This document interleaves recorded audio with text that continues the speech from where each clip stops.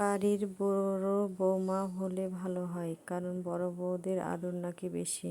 জানি না কেন, তারপরও কিছু কিছু বৌমারা আছে যা অবহেলা পায় সবসময় শ্বশুর বাড়ির লোক থেকেও। তো জানি না কেন জানি এরকম করে, আর তারপরও সব কিছু মেনে চলার চেষ্টা করলো, মেনে চলতে চাইলেও কিন্তু পারে না কিছু কিছু লোকের কারণে। আর এটাই বউদের দোষ, কেন বলেন তো? জানি না। একটা মেয়ে তার শ্বশুর বাড়িতে ভালো বৌমা হতে চাইলে কিন্তু ভালো বৌমা হতে পারে না, কেন বলেন তো? তার শ্বশুর বাড়ির লোকেরা তাকে আসলে ভালোভাবে মেনে নিতে পারে না, আর এটার জন্য মেয়েরা অবহেলিত তার শ্বশুর বাড়িতে।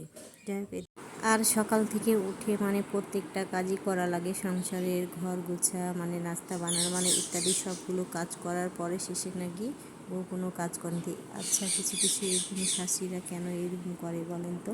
তারপর কিছু কিছু ননদেরাও আছে এরকমটা করে, যারা ভাবি সবসময় দোষ গুণ খুঁজে বেড়ায় আর নিজের বেলায় কোনো কিছু না। যাই হোক, এদিকে কথা বলতে বলতে আমি একটা আইটেম বানাচ্ছি সন্ধ্যার পরে আর কি। তো যাই হোক, ভিডিওটা আপনাদের সঙ্গে শেয়ার করব ভাবলাম, তো শেয়ারও করে দিলাম। তেল দিলাম, তেল দেওয়ার পরে এলাচ দারচিনি দিয়ে দিলাম, আর ভালো করে ভেজে নিতে পারেন, আর ঘিও দিতে পারেন। তো যাই হোক, আমার সব কিছু দেওয়া হয়ে গেছে, চিনিটাও দেওয়া হয়েছে, তো সেটা স্কিপ করেছি, দেখানো হয়নি। আর দুধটাও দিয়ে দিলাম, আর সুন্দর করে এই আইটেমটা করে নিলাম। তো যাই হোক, খুব ভালো লাগে। আর এদিকে যাই হোক, সেমাইটা আস্তে আস্তে হবে, আর আপনাদের সঙ্গে কথাগুলো শেয়ার না করলেই না। আর এখানে যা যা দরকার সব কিছু রেডি করে নিয়েছি, আর খুবই ছিল অসম্ভব মজা।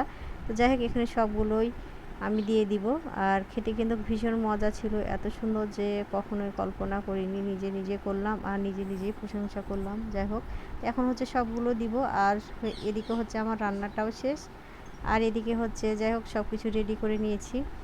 আর এদিকে হ্যাঁ, কিছু কিছু লোক আছে যারা এরকমই, আর এরকম না করলে তাদের পেটের ভাতটা হজম হয় না, তারা এরকমই করবে, তাদের কখনো পরিবর্তন বা নিজেরাও পরিবর্তন হতে পারে না, অন্যের দোষ গুণ নিয়ে ঘুরে বেড়ায় আর সমালোচনা করতে পছন্দ করে, এটাই তাদের নিয়ম আর এটাই তারা করবে। তো যাই হোক, এদিকে আমার যে হয়ে গেছে, তো এখন সবগুলো দিয়ে মিক্সড করে নিব।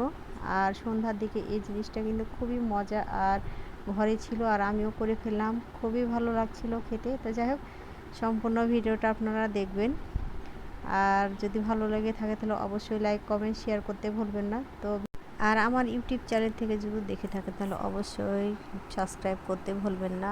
আর আমার ইউটিউব চ্যানেল পান্না খানম নামই আছে। তো আপনার যাদের যাদের ভালো লাগবে সাবস্ক্রাইব লাইক কমেন্ট শেয়ার করতে ভুলবেন। তো আজকের মতো ভিডিওটা এখানে শেষ করলাম, নেক্সট কোনো ভিডিওতে আবারও দেখা হবে। আল্লাহ হাফিজ।